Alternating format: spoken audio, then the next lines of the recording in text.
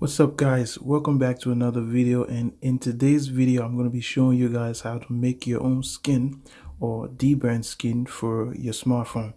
In this case I'm using my brand new Galaxy S10 Plus. So what you're going to need is a carbon fiber vinyl wrap. You don't have to get the super expensive ones, but you can get a cheap one online for about between $2 to $5.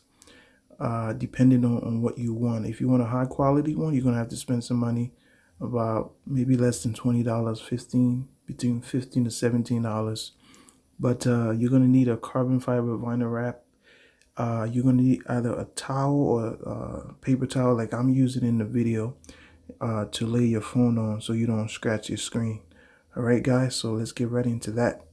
Another thing that you're going to need is a blade, a little cutting blade like I'm using in the video. Make sure you get yourself a good blade that doesn't break easily. All right, guys. I'm not going to say too much to this video. Everything else is self-explanatory. Do not try this on your brand new Galaxy S10 or whatever phone that you're going to use. Do not try this if you're not a professional or if you don't know what you're doing, because I'm not going to be responsible if you end up messing up or damaging your device. All right, guys? Okay, let's get right into it.